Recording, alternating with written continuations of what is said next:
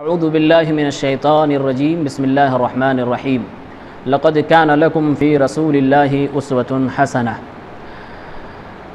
رسول اللہ صلی اللہ علیہ وسلم کی سیرت مقدسہ کو پڑھنا کیوں ضروری ہے؟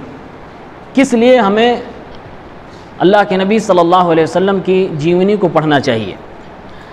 اس کا جواب اللہ نے سورہ احزاب کی آیت نمبر 21 میں دیا ہے، لقد کان لکم فی رسول اللہ اسوۃ حسنہ۔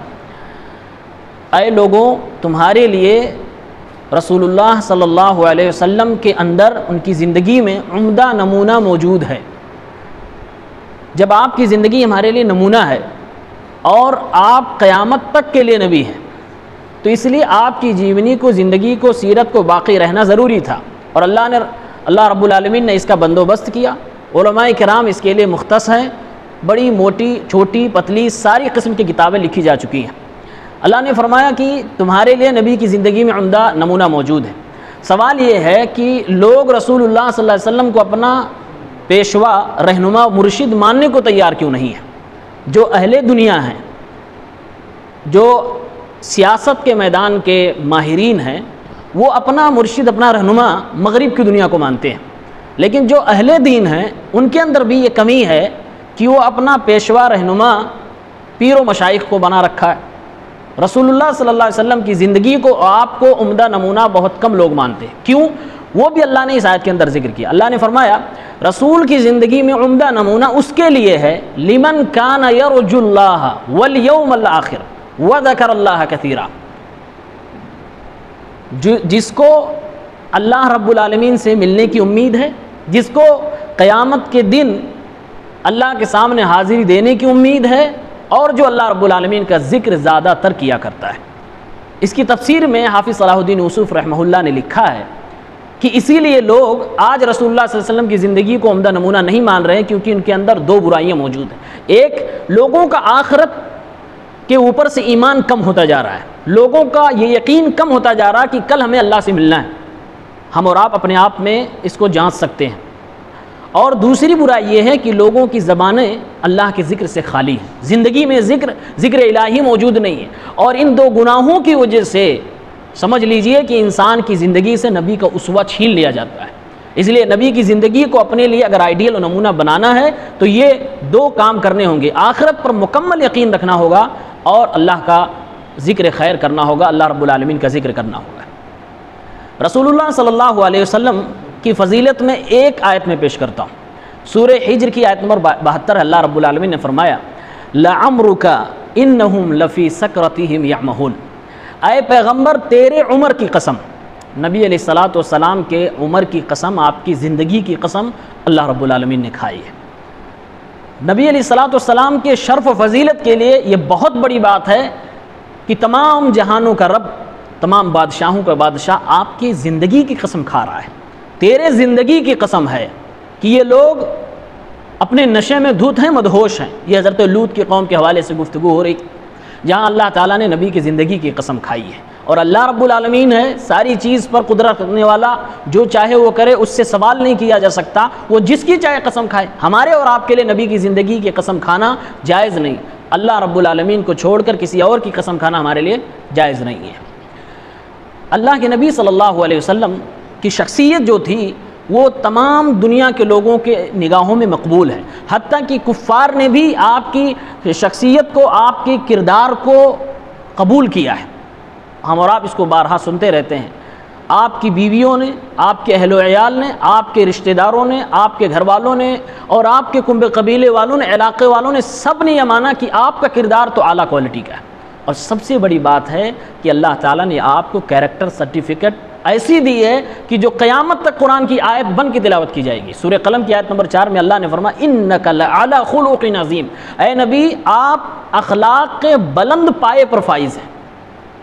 یہ نہیں کہا کہ آپ اخلاق مند، آپ کہا آپ اخلاق کے بلند پائے پر فائز ہیں، آپ کا اخلاق نہایت ہی زیادہ نرالا ہے۔ اور نبی علیہ الصلوۃ والسلام کو اللہ نے خوبی دی تھی کہ آپ کے اندر ہر قسم کی تقریباً صفات، اچھی خوبیاں موجود تھیں۔ آپ ایک ہی وقت میں بڑے بہادر بھی تھے، بڑے مضبوط بھی تھے، اور اسی وقت میں اللہ کے نبی بہت زیادہ نرم دل بھی تھے۔ ہم اور آپ اپنی زندگیوں میں دیکھیں تو کسی کے اندر سختی پائی جاتی ہے، نرمی کا پہلو کم ہے۔ تو کسی کے اندر نرمی زیادہ پائی جاتی ہے، سختی کا، بہادری کا پہلو کم ہے، لیکن نبی علیہ الصلوۃ والسلام کی زندگی میں اعلیٰ درجے کی بہادری اور اعلیٰ درجے کی نرم دلی ہے۔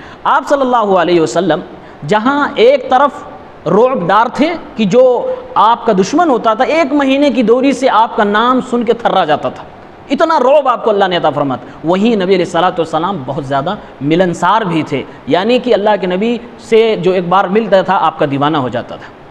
نبی کریم کے اخلاق نے دنیا کے حکمرانوں کو یہ سکھایا ہے کہ سیاست کر کے لوگوں کے جسموں پر تو حکومت کی جا سکتی ہے، لیکن دلوں پہ حکومت کرنے کے لیے کردار اچھا بنانا ہوگا۔ یہ نبی علیہ السلام نے اپنی زندگی سے دنیا کو سکھایا ہے، یہاں تک کہ ہرقل بھی اللہ کے نبی صلی اللہ علیہ وسلم کا تذکرہ جب اپنے دربار میں سنتا ہے، ہمارے پیغمبر کا کوئی اپنا خاص دربار نہیں تھا، نارمل زندگی تھی، لیکن وقت کے درباروں میں نبی کریم کا چرچا ہوا کرتا تھا۔ ہرقل کے دربار میں جب رسول اللہ صلی اللہ علیہ وسلم کا تذکرہ ہو رہا تھا، بادشاہ نے پوچھا، ایلچی نے بتایا، تو اس نے ہرقل نے کہا تھا ان کان ما تقول حقا فسیملک موضع قدمی ہاتین، اگر تم صحیح کہہ رہے ہو محمد کے بارے میں جو میں تم سے پوچھ رہا ہوں، تو ایک دن آئے گا، مجھے یقین ہے، مجھے امید ہے، وہ شخص جو آج نارمل کالی کملی والے ایک کالے سی چادر میں مکے کی گلیوں میں گھومتا ہے، وہ کل میری اس جگہ پر حکومت کرے گا، اس کی یہاں سلطنت قائم ہوگی۔ یہ آپ صلی اللہ علیہ وسلم کا مقام و مرتبہ تھا،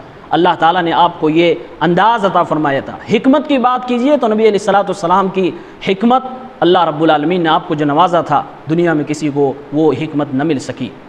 آپ دیکھیے اللہ کے نبی کی سگی بیوی پر الزام لگا، جس کو ہم حادثہ عفک کہتے ہیں۔ الزام لگانے والوں میں 3 صحابیوں کا نام بھی آ گیا، جس میں حضرت حسان، حضرت مصطح اور ایک عورت حمنہ بنت جہش، اور اس کا جو ماسٹر مائنڈ تھا وہ رئیس المنافقین عبداللہ ابن ابی۔ حکمت کا تقاضا دیکھیے، اللہ کے نبی صلی اللہ علیہ وسلم نے اپنے نام پر اپنے دیوانوں کو، اپنے صحابہ کرام کو کوڑا لگا کر 80 کوڑے لگوا کر ان کو گناہوں سے دنیا ہی میں پاک کروا دیا۔ انہیں کوڑے جو حد نافذ کی جاتی ہے وہ اس لیے بھی کہ دنیا ہی میں اس کو سزا مل جائے، آخرت میں سزا نہ ملے، اس لیے اللہ کے نبی نے اپنے یاروں کو کوڑے لگوا کر دنیا میں انہیں پاک کروا دیا۔ اور اسی جگہ پر رئیس المنافقین عبداللہ ابن ابی ابن سلول کو اللہ کے نبی نے کوڑے نہیں لگوائے، اور کوڑے نہ لگوا کر فتنے کا خاتمہ کیا۔ کوڑے لگواتے تو شاید فتنہ ہوتا، آپ نے نہیں لگوایا، یہ حکمت کا تقاضا تھا۔ آپ صلی اللہ علیہ وسلم حکمت کے بھی بلند پائے پر فائز تھے، بہت بڑے حکیم تھے، اللہ نے آپ کو بہت زیادہ سوچ سمجھ عطا کی تھی۔ اور ہو کیوں نہ آپ صلی اللہ علیہ وسلم کی پوری زندگی، آپ کی پوری گفتگو وحی کی روشنی میں ہوا کرتی ہے، جس کو وحی کی روشنی مل جائے اس سے زیادہ اعلیٰ کردار والا، اس سے زیادہ اونچی سوچ اور سمجھ والا کون ہو سکتا ہے۔ اسی لیے سچ ہے کہ میرے اور آپ کے پیغمبر ہمارے اور آپ کے رہنما ہیں، مرشد ہیں، ہمارے اور آپ کی زندگی کے قائد ہیں، ہم انہی کی روشنی کو پا کر اپنی زندگی گزارتے ہیں۔ اللہ ہمیں اس کی توفیق عنایت فرما، آمین یا رب العالمین۔